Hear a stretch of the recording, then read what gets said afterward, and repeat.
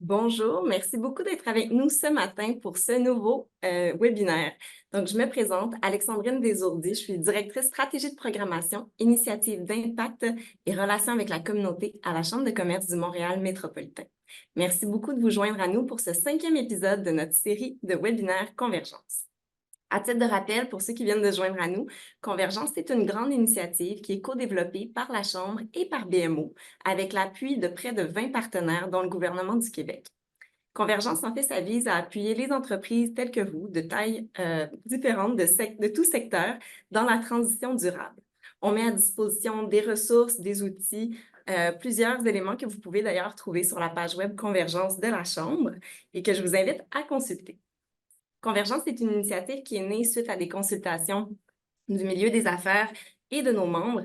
Et donc, je vous invite également à découvrir le plus récent sondage qu'on a dévoilé le 3 mai dernier, où justement, on peut voir un peu mieux quels sont les besoins des entreprises, les défis. Et ce qu'on comprend, c'est qu'en fait, les entreprises sont préoccupées par la situation des changements climatiques, mais ont un grand besoin de ressources d'accompagnement pour mettre en action ou accélérer leurs actions pour la transition. Et donc, à travers ces webinaires qu'on vous offre aujourd'hui, on souhaite vous offrir donc plus de ressources, plus d'outils pour réussir cette transition tous ensemble. Donc, l'avantage d'être avec nous ce matin, c'est d'avoir l'occasion également d'interagir avec notre invité en direct. Donc, suite à la présentation, on va prendre une période de questions. Vous pouvez donc indiquer vos questions dans la partie chat au bas de votre écran, donc la partie Q&A, pardon, où vous pouvez poser des questions tout au long du webinaire et puis on va y répondre à la fin. Maintenant, j'ai le plaisir de vous présenter notre invitée du jour, qui est Sophie-Annick Vallée, vice-présidente stratégie et associée chez LG2. Bonjour, Sophie-Annick. Bonjour Alexandrine. Donc, la transition verte, c'est un enjeu complexe et donc la présentation d'aujourd'hui va répondre à de nombreux besoins qui ont été mentionnés par les PME, notamment sur la question de la communication à l'ère de la transition durable. Donc, Sophie-Annick, je te cède la parole, puis je vais revenir tout à l'heure pour la période de questions. Bon webinaire. Beaucoup. Donc, bonjour tout le monde. Bienvenue au webinaire Communiquer à l'ère de la transition durable. Je ne me représenterai pas comme Alexandrine le fait, mais je vais plutôt rapidement vous présenter notre agence qui est LG2 avant de vous parler plus précisément de notre sujet. Donc, LG2, en fait, on est une agence d'expérience de marque. Qu'est-ce que c'est, ça, l'expérience de marque? Eh bien, pardon, c'est vraiment l'idée de créer des connexions uniques puis créatives entre la marque puis l'ensemble de ses parties prenantes.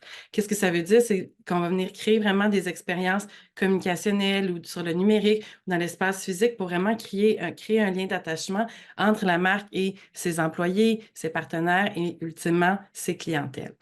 Donc, vous nous connaissez certainement derrière les grands succès de publicité de grands annonceurs comme Maxi, le lait, les producteurs de lait, évidemment, Hydro-Québec ou encore Belle Cause pour la cause. Donc, souvent, c'est le produit de notre expérience que vous connaissez le plus, mais aussi, chaque semaine, on se retrouve dans la cuisine parce qu'on crée beaucoup d'identités de marque pour des produits de consommation. On va penser au logo, à leur signature, à toute leur imagerie, autant dans le PCG qu'on appelle les produits de consommation que pour des grandes et moyennes entreprises canadiennes. On se retrouve aussi à créer des expériences numériques. Donc, on crée des plateformes, que ce soit plus informationnelles ou transactionnelles pour des produits de toutes catégories. Puis, on va aussi créer, évidemment, mais tout ce qui est dans le volet applicatif. Puis, ultimement, ce que les gens connaissent peut-être moins de chez LG2, c'est qu'on va créer aussi des expériences qui sont plus dans l'espace physique. Donc, des foires industrielles, repenser vos succursales commerciales, repenser des espaces culturels ou même repenser vos bureaux pour que la connexion avec vos employés soit le reflet des valeurs de votre marque. Donc, notre raison d'être, c'est vraiment de créer des espaces, des physiques, communicationnels, puis aussi numériques pour que votre marque prenne vie.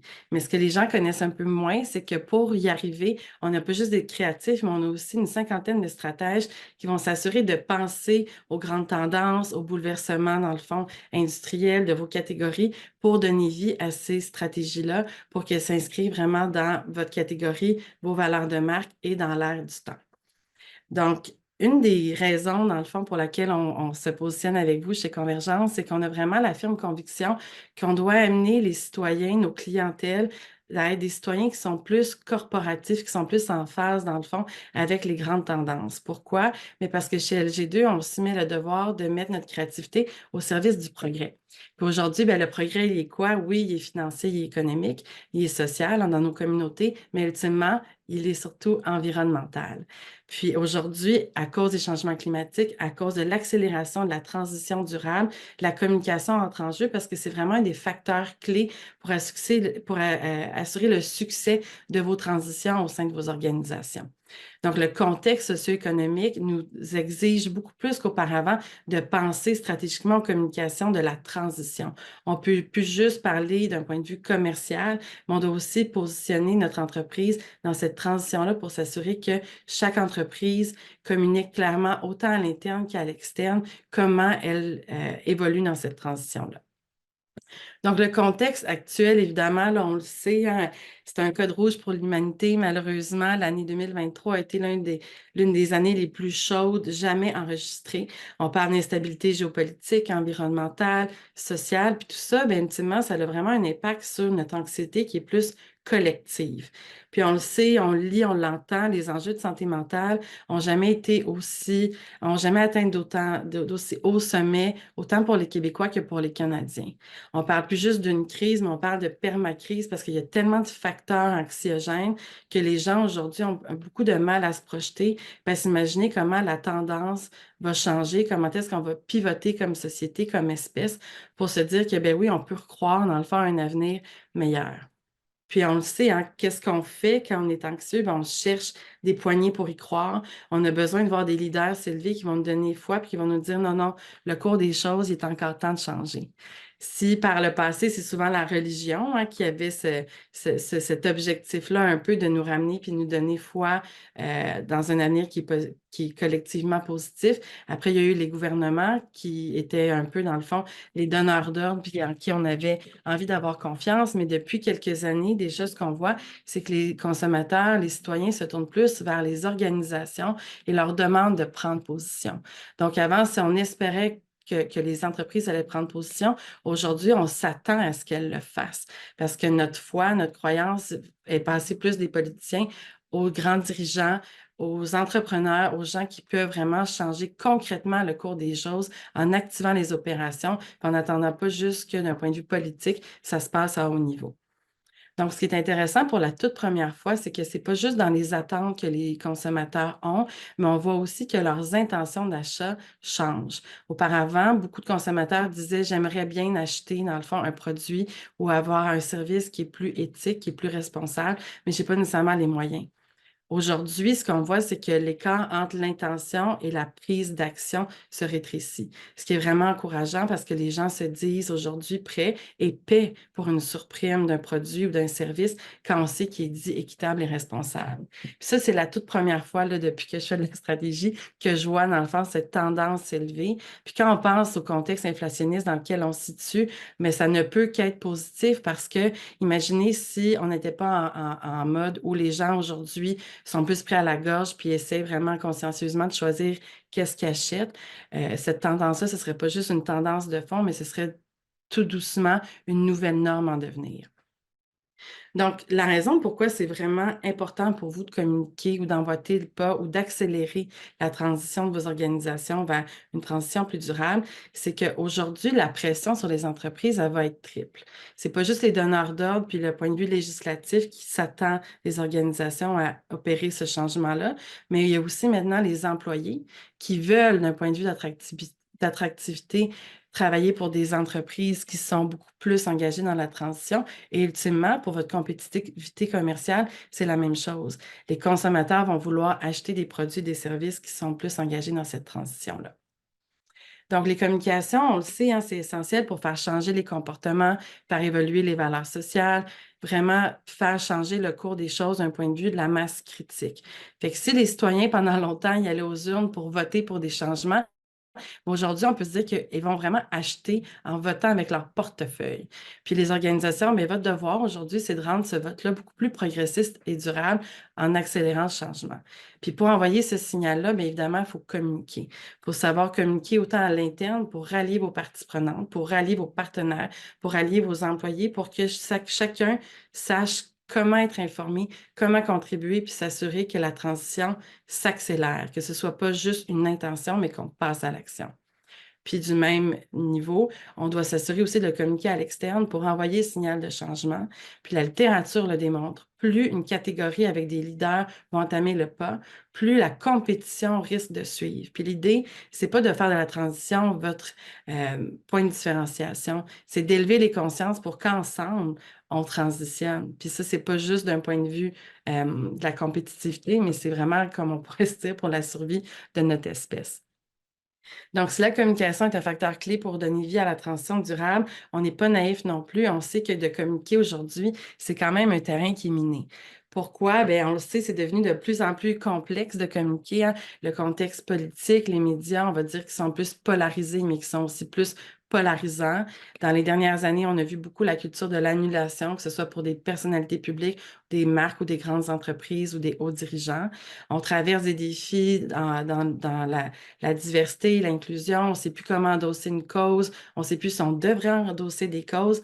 Donc, devant toute cette incertitude-là, il y a beaucoup d'entreprises qui, malheureusement, décident plutôt de cesser de prendre position puis de tomber dans ce qu'on appelle de l'éco-silence.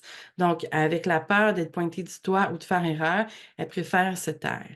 Mais en se taisant, il y a un danger qui est double. Il y a celui, on l'a dit tantôt, on a besoin de leaders, on a besoin de gens qui communiquent pour accélérer le changement puis donner l'exemple. Puis aussi, d'un point de vue de votre compétitivité commerciale, puis d'attractivité employeur, on a besoin de communiquer ce que vous opérez réellement si c'est un changement qui se fait chez vous. Donc, comment communiquer, dans le fond, avec toutes ces nouvelles composantes-là? C'est un peu ce dont on va parler aujourd'hui. Donc, on va identifier et éviter les moyens pour éviter le blanchiment à très haut niveau. Là, ça, c'est un sujet sur lequel on pourrait passer en soi une journée complète. Puis, on va aussi regarder un peu les types de bénéfices que la communication peut générer pour vos entreprises. Donc, rapidement, comment identifier et éviter le blanchiment? Pour ceux qui ne le savent pas nécessairement, le blanchiment, c'est quoi? Mais c'est vraiment une tactique de communication, de marketing, de relations publiques. On va vouloir donner à l'organisation vraiment une image qui est écologiquement ou éthiquement plus responsable que ce qu'elle est réellement. Donc, on est vraiment dans la notion du maquillage versus la prise d'action ou la prise d'opérationnalisation de la volonté d'être éthique ou la volonté d'endosser une cause. Donc, on peut parler de greenwashing quand on est sur l'écologie, de pinkwashing quand on parle de la cause des femmes. Donc, la notion de blanchiment, de washing, peut autant être sur des facteurs plus environnementaux que sur des facteurs d'opportunité d'endosser une cause, un pendant de la population ou autre. Donc, l'idée, c'est de se dire comment est-ce que, à défaut d'essayer d'envoyer des codes communicationnels pour, dans le fond, acheter du capital sympathie avec ma marque, comment est-ce que je prends réellement position pour que ce qui va être communiqué puis ce qui va être entériné à l'interne soit réel et concret. Depuis les années 90, on le voit, là, les codes de greenwashing, ça a beaucoup commencé à l'époque avec l'utilisation du verre, hein. Une marque voulait un peu s'acheter du capital sympathie environnementale en se disant, si je mets du verre partout, ça envoie le message que je suis vraiment plus en phase avec la protection de l'environnement du vivant, là, donc la planète, les animaux, les personnes plus en situation de défi.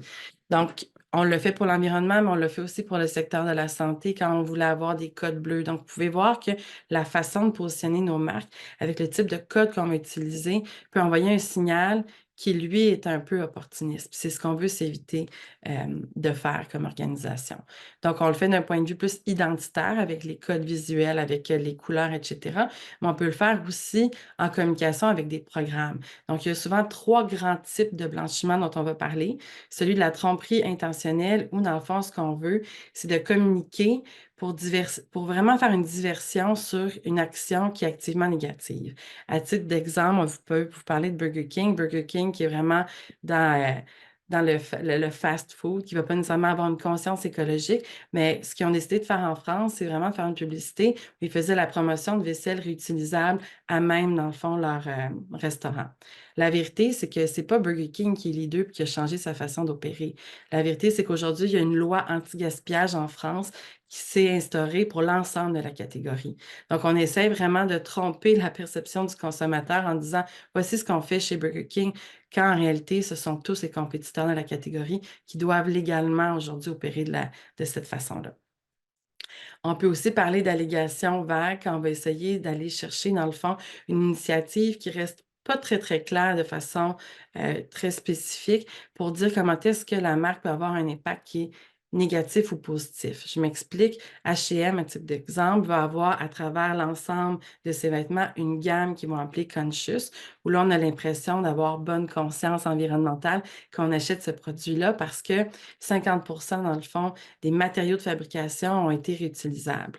Est-ce que c'est bien? Oui. Mais est-ce que c'est réellement consciencieux? Non. Pourquoi? Mais ce sont les mêmes usines, ce sont les mêmes contextes, paramètres de travail pour les gens. Donc, on n'est pas réellement dans un achat conscient qui est en respect des regards environnementaux, des normes qui sont exigées. Donc, on vient un peu tromper, dans le fond, le consommateur en voulant acheter sa bonne conscience, mais en réalité, c'est plus du maquillage marketing.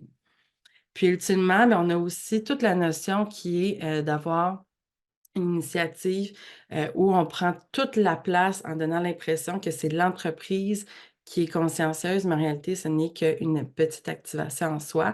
À titre d'exemple, on a une carte de crédit éco-responsable de Crédit Mutuel en France, où ce qu'on a fait, c'est qu'on a décidé d'avoir une carte blanche pour vraiment diminuer la quantité d'encre qui est prise pour produire la carte. Donc, ultimement, c'est vrai que la carte est beaucoup moins énergivore, la carte a beaucoup moins d'effets en termes de répercussions environnementales parce qu'elle est moins chère d'un point de vue des marqueurs à créer environnementalement, mais ma carte, elle ne me permet pas plus d'acheter des produits qui sont responsables. Donc, ce n'est pas la banque qui est en train de se repositionner, c'est justement uniquement un petit outil qui, lui, tente de l'être.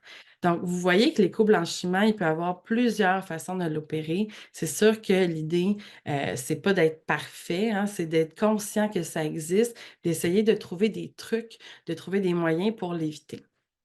Donc, avant de commencer cette section-là, de comment justement éviter le blanchiment, j'ai envie de vous dire qu'il n'y a aucune organisation qui est parfaite aujourd'hui. Ce qu'on doit se faire, c'est de se dire comment est-ce que j'essaie au niveau de mon organisation d'éveiller les consciences pour s'assurer qu'on minimise les risques et on est toujours conscient qu'il pourrait y avoir un risque. Puis pour ce faire, mais ayons trois grandes questions en tête en tout moment pour essayer de diminuer ce risque-là qui pourrait entacher ma valeur réputationnelle de ma marque ou de mon entreprise. Donc, les trois grandes questions à vous poser, un, de quoi peut-on parler? Deux, à quelle intensité peut-on en parler? Et comment devrait-on en parler? Donc, comment déterminer le contenu, dans le fond, du type de communication que je peux mettre au marché sur ma transition durable? Le point de départ que vous devez avoir en tête, c'est d'être conscient de ce que vous faites à l'interne. Donc, on veut des faits, on veut s'appuyer sur des actions concrètes. Donc, qu'est-ce qu'on fait bien? Qu'est-ce qu'on fait mal? Puis, qu'est-ce qu'on a l'intention de faire à travers l'ensemble de la chaîne de valeur? La réalité, c'est que les gens qui vont communiquer sur la transition durable, donc souvent les divisions de communication, de marketing au sein des organisations, ils n'ont pas main mise sur l'ensemble de votre chaîne de valeur. C'est pour ça que ce sujet-là, c'est primordial et capital que ce soit un sujet de la haute direction où tous les silos, les vice-présidences, les unités d'affaires, appelez-les comme vous voulez dans vos organisations, mais que les gens entérinent les actions qui sont prises, l'état des lieux, puis les intentions d'évolution pour qu'on parle de faits qui sont véridiques, vérifiables et vérifiés. Donc, c'est vraiment un sujet d'instance, dans le fond, de la direction pour que tout le monde établisse ce qui est fait de bien ou de mal, puis qu'on soit en mesure vraiment de venir communiquer des faits et non des intentions. Puis si on agit comme ça, bien déjà en partant, on évite énormément d'enjeux potentiels parce qu'on est venu qualifier le contenu qu'on peut réellement se permettre de communiquer au marché. Donc, justement, quand on veut s'appuyer sur des faits vérifiés, vérifiables et véridiques, bien, on va vouloir parler de gestes et d'actions concrètes. Je vous donne un exemple. Si vous endossez, dans le fond, la cause de l'alimentation auprès des jeunes dans votre région, bien, venez pas me dire que vous êtes là en train de contribuer à nourrir le Québec. Dites-moi combien d'enfants vous nourrissez, à quelle fréquence, dans quel secteur, pour combien de temps. Soyez concret et spécifique, comme ça on ne pourra pas vous reprocher d'avoir trop communiqué ou d'essayer d'être opportuniste sur une grande cause qui est plus grande que les actions que vous posez déjà.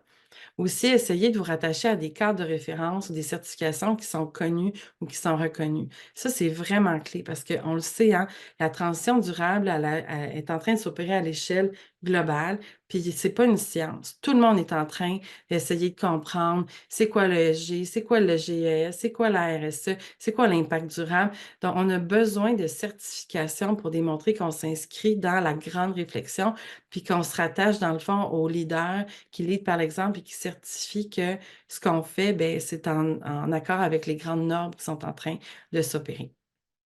Aussi, n'ayez pas peur, évidemment, de vérifier votre communication puis vos points d'action avec des experts internes, mais aussi avec des experts externes, comme le ferait un journaliste. Hein. Souvent, on se dit, on a besoin de multisources avant d'envoyer la une. C'est la même chose quand on parle de transition durable. Comme ça, on ne pourra pas vous reprocher d'essayer de prendre du crédit.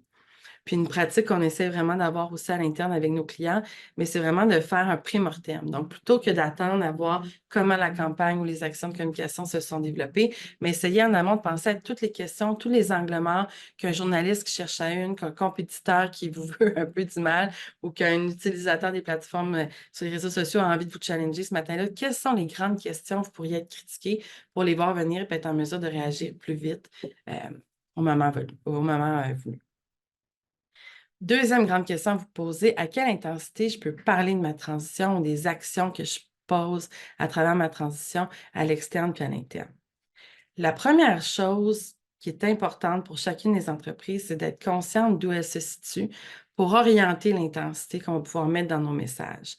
L'idée, encore une fois, c'est pas que toutes les entreprises deviennent des leaders dans leur catégorie, mais c'est d'être conscient de se dire la transition chez nous, là, est-ce que c'est plus juste dans nos mœurs et dans nos intentions actuellement? Donc, j'ai des grandes actions de commodité, je fais de la philanthropie, je fais des programmes marketing, ou au contraire, je suis dans une zone de progrès de ma transition où il y a des portions de ma chaîne de valeur qui changent, il y a des portions de mon modèle qui changent, ou ultimement, est-ce que je suis un leader qui lead par l'exemple, puis j'ai changé, j'ai élevé, dans le fond, les normes de mon entreprise jusqu'à élever même les normes de ma catégorie. Donc, selon où on se situe, on va savoir c'est quoi l'intensité avec laquelle on peut mettre ce message-là au marché. L'idée, c'est que si, dans le fond, mon initiative dont j'ai envie de parler représente 1% de ma capacité complète de ma chaîne de valeur, bien, il n'y a d'aucune façon cette initiative-là devrait représenter 80% de mes communications au marché. Donc, l'idée, c'est vraiment d'aller chercher un ratio qui est cohérent avec la maturité de votre entreprise. Ensuite, ben, l'idée aussi, c'est de se dire à qui je devrais en parler de ces communications-là. On le dit à l'entreprise, aujourd'hui, quand on parle de transition, oui, je parle évidemment à mes clients, mais je parle à mes employés, je parle à mes partenaires pour mes alliances stratégiques. Plus le climat change, plus la façon aussi d'avoir accès, dans le fond, aux ressources va être un défi. Donc, comment est-ce que je m'assure d'avoir un message qui est clé et qui est clair sur ma transition pour mes alliances stratégiques, pour mes partenaires potentiels? Et ultimement, comment est-ce que auprès des communautés dans lesquelles j'opère, je suis en mesure aussi de communiquer clairement le changement qui s'opère chez nous?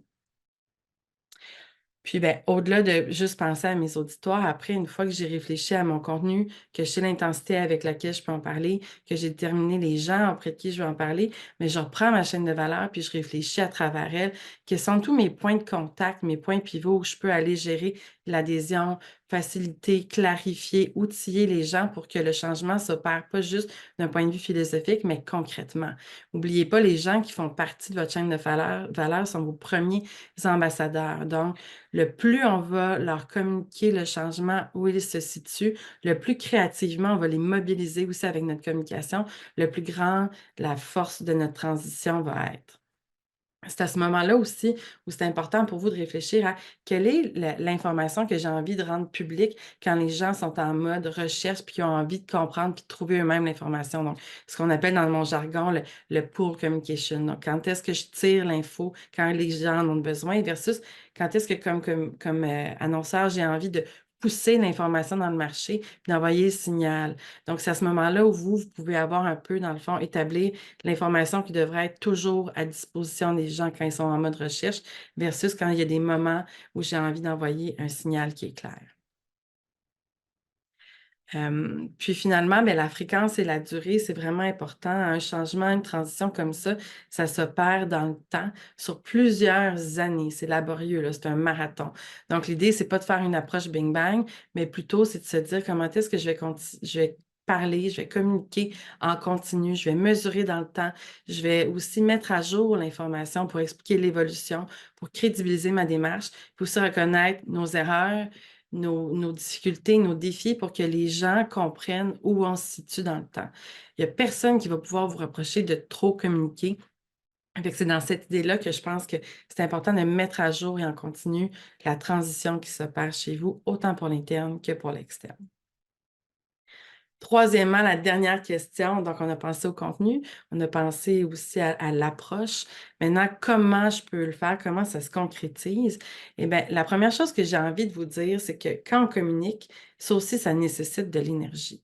À titre d'exemple, on a ici un billboard, puis c'est pas fait au Québec, là, mais c'est aux États-Unis, qui démontrait à quel point ça peut être énergivore, hein. Au Québec, on est chanceux, on a l'hydroélectricité. C'est pas partout dans le monde où on a une énergie qui est aussi propre et durable. Donc, est-ce qu'en ce moment, parce que je communique, je suis aussi en train de participer à la pollution qui n'est pas juste visuelle et informative, mais énergétique au réel? Donc, à titre d'exemple, un billboard aujourd'hui au Royaume-Uni peut utiliser à l'année l'équivalent de l'énergie de 3 maisons à temps plein. Donc, il faut aussi avoir cette conscience-là de qu'est-ce qu'on exige dans notre chaîne de valeur pour diminuer, dans le fond, notre empreinte environnementale, mais comment est-ce que je veux aussi l'avoir en termes de performance, une responsabilité dans la façon dont je vais communiquer. Donc, comment je vais concevoir un produit qui est en regard de l'environnement, qui va peut-être des fois être plus court parce que ça va être moins énergivore à produire puis à diffuser, qui va peut-être recycler certains contenus plus longtemps dans le temps parce qu'on considère qu'il n'est pas saturé. Donc, comment est-ce que dans ma conception, je peux aussi essayer d'être plus en adéquation avec l'approche durable? Même chose pour la production. On le sait, produire, c'est coûteux, c'est énergivore. Ça peut exiger beaucoup de déplacements. Ça peut exiger aussi beaucoup de serveurs. Donc, comment est-ce que je peux diminuer dans ma production les efforts? Puis, il y a un exemple qu'on aime souvent à démontrer chez LG2 à nos clients. C'est la production de sites web. On le sait, hein, c'est très, très énergivore, les serveurs, toute la pollution numérique dont on parle. Puis la façon dont on construit un site web peut avoir plusieurs cotes là, en termes d'empreinte environnementale. Donc, la cote A serait la meilleure cote, puis la cote F serait la pire cote. Donc, plus on va être sobre numériquement, plus on va essayer d'optimiser notre imagerie, notre façon de supporter le produit numérique va avoir évidemment une conséquence sur notre cote. Mais j'ai envie de vous dire que Patagonia, qui est quand même connue comme la grande marque reine-mère de l'industrie, de la responsabilité et du développement durable, ben, elle a une cote F. Puis est-ce que ça veut dire que tout d'un coup, Patagonia n'est pas une bonne marque? Non, mais ça veut dire que sur sa chaîne globale de communication, puis sa chaîne globale de valeur, Patagonia se dit, ben, j'ai besoin d'un site web pour envoyer le signal, donner le contenu, expliquer comment j'opérationnalise mes éléments, puis justifier ma grande histoire pour expliquer comment est-ce que je m'inscris dans une transition qui est plus durable. Donc, l'idée, c'est pas d'être parfait partout, mais c'est de venir décider là où on surindexe ou on sous-indexe dans la production de produits qui est plus responsable. Puis finalement, ben, dans la diffusion, c'est la même chose. Là, rapidement, mais on peut aller jusqu'à mesurer, dans le fond, nos campagnes de communication, l'énergie puis l'empreinte environnementale qu'elle va avoir au marché. Donc, plusieurs critères de performance à considérer, là, mais justement, l'idée que j'ai envie que vous reteniez ici, c'est la chaîne de valeur, c'est vrai pour vos opérations globaux d'entreprise, mais c'est vrai aussi pour la chaîne de production de vos communications. Donc, ça fait le tour pour les 3 grandes questions à vous poser. Rapidement, je vais vous illustrer quelques bénéfices de la communication campagne de transition durable. Je n'irai pas dans le détail, mais c'est pour vous montrer comment est-ce que la communication, c'est réellement un outil stratégique pour accélérer votre transition. En communication, on peut sensibiliser les esprits pour dire aux gens, changez vos comportements, pour réveiller les consciences que ce que vous mettez dans le bac, ça a un impact, pas juste pour l'entreprise, mais pour le recyclage au Québec dans son entièreté. On peut aussi avoir une approche plus pour inspirer. Je vous l'ai dit tantôt, les leaders de catégorie qui démontrent qu'on peut faire les choses autrement vont pas juste avoir plus de capital sympathie, mais vont aussi accélérer un changement de la catégorie puis s'élever comme leader. Donc, comme le Fonds de solidarité du Québec le fait, est-ce qu'on peut plus investir chez nous? Est-ce qu'on peut plus aussi investir dans des énergies vertes? C'est une façon d'envoyer le signal de transition qui s'opère au sein de cette organisation. On peut le faire aussi d'un point de vue informationnel sur nos produits, d'être très, très spécifique sur les matériaux, l'énergie que ça prend pour concevoir un produit qui, somme toute, est un produit quand même de commodité, mais qui a quand même une grande influence. On peut outiller nos clients. On l'a fait avec Hydro-Québec. Donc, comment est-ce que ILO permet, dans le fond, aux citoyens du Québec qui sont enregistrés dans ce programme-là à diminuer, dans le fond, leur consommation d'énergie pendant les hautes pointes de consommation hivernale en électricité. Bien, on outille carrément le citoyen pour contribuer à une meilleure gestion de son énergie. On peut aller encourager via des programmes marketing. Donc, quand je sais que j'ai des produits qui sont plus spécifiques, que j'ai des partenaires qui ont des produits plus équitables, comment est-ce que je vais venir favoriser à travers mon marketing ce genre de programme-là pour favoriser ces outils-là et ces produits-là auprès des clientèles qui sont prêtes à bouger. On peut mobiliser aussi. Je suis dans ma transition, j'ai envie d'entendre ce que les gens ont à dire, comment ils veulent contribuer, autant à l'interne et à l'externe. On l'a fait avec Hydro-Québec dans la planification stratégique de Mme Brochu à l'époque. Tout le monde était mis à contribution pour réfléchir à comment accélérer justement cette grande transition. Puis finalement, bien, on peut aller jusqu'à transformer, hein. J'en ai parlé beaucoup. On peut transformer notre catégorie, on peut transformer notre façon de faire à l'interne. Colgate est un cas vraiment intéressant actuellement parce que c'est la première entreprise de dentifrice qui a créé de toutes pièces le premier tube de dentifrice qui était à 100% recyclable. Puis plutôt que de le faire juste pour eux, bien, dès le lancement de ce nouveau produit-là, Colgate a mis librement à la disposition de toute sa compétition la technologie, dans le fond, à opérationnaliser pour que tous les tubes soient recyclables. Malheureusement, actuellement, Colgate est accusé de washing, de blanchiment par certains, parce qu'actuellement, les grands centres de tri de recyclage ne sont pas capables de recycler des formats aussi petits.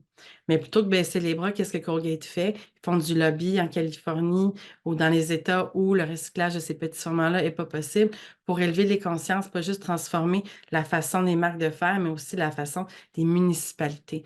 Donc, c'est via la communication, encore une fois, un coût publicitaire, marketing permet d'opérer des changements qui sont beaucoup plus structurants. Donc, j'espère que je vous ai démontré quand même comment est-ce que le rôle de la communication peut être clé dans la transition durable de vos entreprises. Puis, ultimement, mais évidemment, c'est pour générer de la valeur qui va être financière, qui va être sociale, au-delà de toute chose, pour donner vie à la transformation durable qui s'opère chez vous. Donc, mon mot de la fin pour vous, là, ce serait soyez patients. Une transformation durable, c'est une trajectoire qui est vraiment à long terme. Ça demande des ressources, ça demande du temps, ça demande de la résilience, mais surtout, ça demande une gestion du changement des comportements, autant à l'interne qu'à l'externe. C'est dans ce sens-là où on ne pourra jamais vous reprocher de trop communiquer. Et plus votre communication sera créative et unique, bien, plus, dans le fond, vous allez interpeller non seulement la tête, mais le cœur des gens qui vont avoir envie de vous suivre dans cette accélération-là. Donc, quelques clients, évidemment, là, avec qui on travaille chez G2 pour accélérer leur propre transition. Donc, voilà, Alexandrine, ça ferait le tour de ma portion. Merci. Merci énormément pour cette belle présentation. C'est tellement imagé. Je pense que tu nous donnes des cas d'exemples très concrets, puis tu as passé sur différents éléments parce qu'effectivement, la communication, c'est vraiment transversal à beaucoup de nos activités, que ce soit autant à l'interne, envers nos partenaires, nos clients, puis même dans notre chaîne de valeur. Je trouve ça très intéressant que tu amènes cet aspect-là. Pour ceux qui nous écoutent, je vous invite à poser vos questions à travers la boîte Q&A au bas de l'écran. Moi, j'aimerais te poser déjà une première question justement en lien avec cette idée de chaîne de valeur puis de mobilisation aussi à l'interne. On le sait, c'est vraiment transversal comme changement. Puis souvent, les personnes qui se retrouvent à faire les changements à l'interne ne sont peut-être pas nécessairement que les dirigeants. Il y a aussi des gens qui doivent mobiliser les collègues qui n'ont pas nécessairement un lien direct avec eux.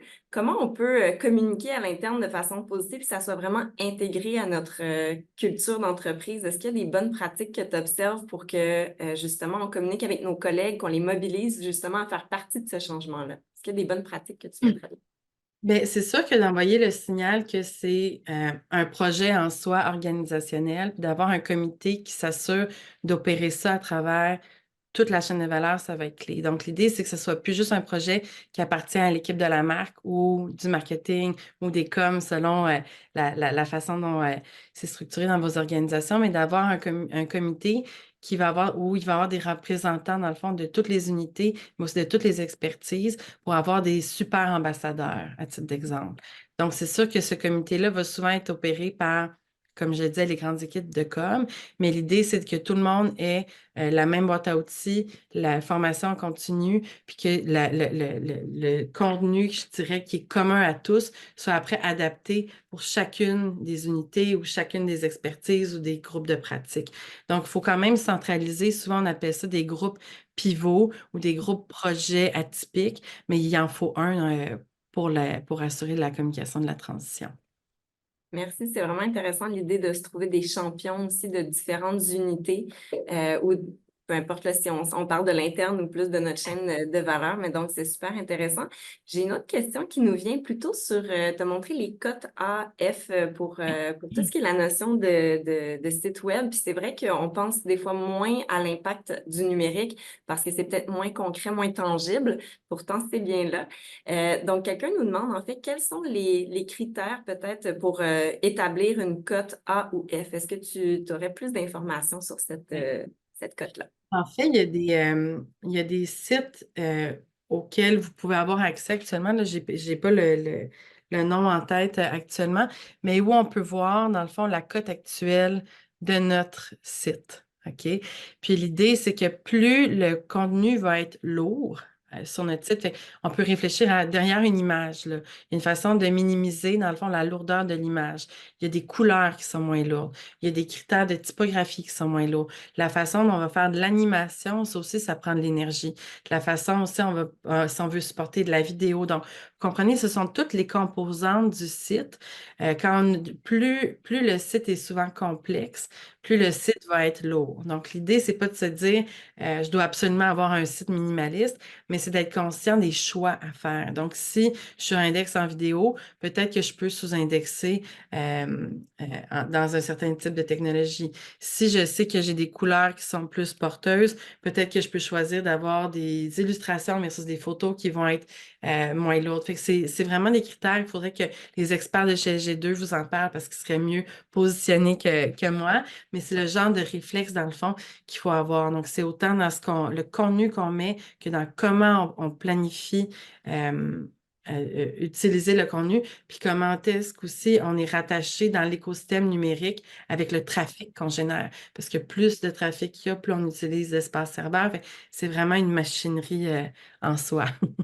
Tout à fait. Je pense que ça se vaudrait un webinaire juste En sur cette soi. thématique-là, mais c'est très important, je pense, d'éveiller quand même la sensibilité aujourd'hui sur le fait qu'on peut faire des choix, puis on peut avoir un impact selon comment on design juste notre site web ou nos plateformes numériques. Donc ça, c'est très intéressant. On a une question qui est un petit peu plus sur l'aspect bon, on a parlé de leadership, on a parlé de l'effet d'entraînement, tu as parlé de cas d'exemple. Donc, dans cette idée-là où on peut amener autant de nos fournisseurs, par exemple, à prendre des meilleures pratiques que nos compétiteurs. On le voyait avec Colgate aussi, avec le partage d'informations. Euh, il y a quelqu'un qui pose la question, mais comment on peut amener toutes les générations dans cette transition-là? Donc, j'aurais envie de te poser, bon, peut-être vous avez travaillé avec différents clients qui visent différentes cibles, mais est-ce que vous avez des trucs pour être euh, le plus générateur d'impact sur une plus grande cible quand on parle à vraiment beaucoup de gens différents? Comment on s'y prend?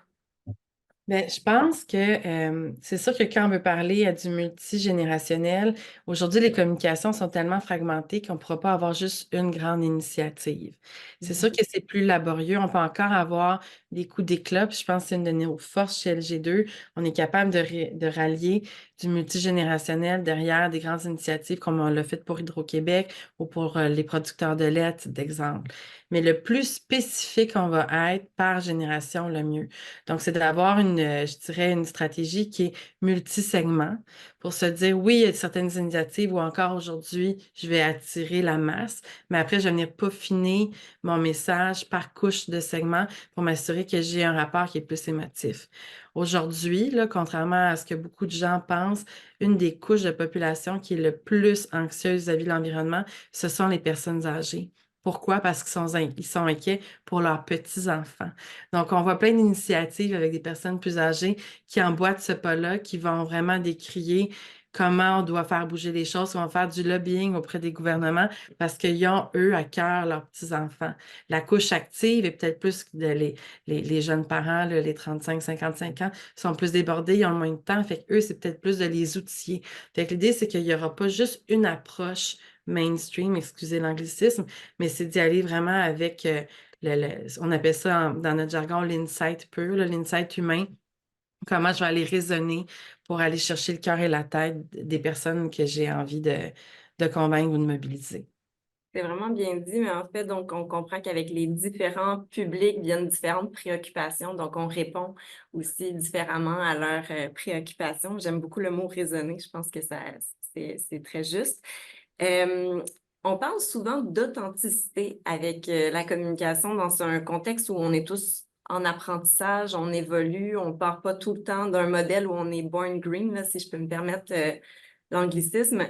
Tout à l'heure, tu as dit, ben, on veut communiquer, c'est bien de le faire, puis faisons-le de façon transparente et c'est bien de communiquer. Donc, j'aimerais ça t'entendre justement si une entreprise est au tout début de son parcours, commence justement à peut-être faire son premier bilan de GES ou commence à se questionner sur l'amélioration de certaines de ses activités. Qu'est-ce qu'on communique quand on est au début de la démarche, puis qu'on n'a pas nécessairement un engagement SMART ou on n'a pas un engagement chiffré encore? Est-ce qu'on communique, selon toi? Euh, Je pourrais pas avoir une seule réponse à ta question. C'est tellement du cas unique. Tantôt, quand je montrais, dans le fond, l'échelle de maturité, une entreprise qui débute pourrait quand même être très, très mature si elle même sa vision, elle a un esprit de développement durable ou elle a une volonté de s'inscrire dans une transition qui est durable. Donc, je pourrais donner un exemple comme j'aurais pas la même réponse pour un loop de ce monde qui avait un modèle d'affaires où on prenait des aliments, dans le fond, qui allaient se perdre pour créer un nouveau produit versus une entreprise qui se lancerait dans du service où là, on est juste dans du temps humain. Fait que ça dit un peu, j'adapterais dans le fond ma réponse pour le type de catégorie, puis aussi où est-ce que l'approche de la responsabilité durable fait partie de votre ADN de modèle d'affaires? Là, je pense qu'on ne peut pas trop communiquer, puis dès le début, il faut parler de cette vision-là, de cette mission-là. Puis même si ce n'est pas encore quantifié, d'être le plus transparent sur la direction où on s'en va, versus une entreprise qui doit opérer un changement. Là, je pense que j'attendrai avant de communiquer pour être sûr de voir d'où je pars. Mhm. L'idée, c'est pas de communiquer vite, c'est de communiquer quand on est prêt à communiquer pour pas justement qu'on fasse de faux départs. Mhm, tout à fait. Mais c'est bien aussi je pense, de réfléchir à qu'est-ce qu'on a envie de communiquer puis quel est le meilleur moment aussi pour le faire, sans se précipiter. Je pense que c'est une sage recommandation aussi. Puis effectivement, chaque cas est très différent là, entre une entreprise de services puis de produits. Puis bon, tantôt on parlait de la tangibilité justement du numérique. Je pense que pour les services, il y a quand même des choses qui peuvent être faites pour améliorer son modèle d'affaires pour qu'il soit plus responsable, plus durable. Mais des fois, c'est des choses qu'on voit peut-être moins de façon tangible. Donc, il y a peut-être une réflexion de portée 3 là, à avoir, donc un peu plus large dans la chaîne de valeur, C'est effectivement. là où c'est intéressant, les manufacturiers vont souvent penser leur transition en deux temps. Il va y avoir la transition qui s'opère sur leurs produits en même temps que ça s'opère sur leurs opérations. Dans les services, on va souvent plus penser aux opérations avant de penser aux produits de service en lui-même parce que c'est moins un réflexe qui est né.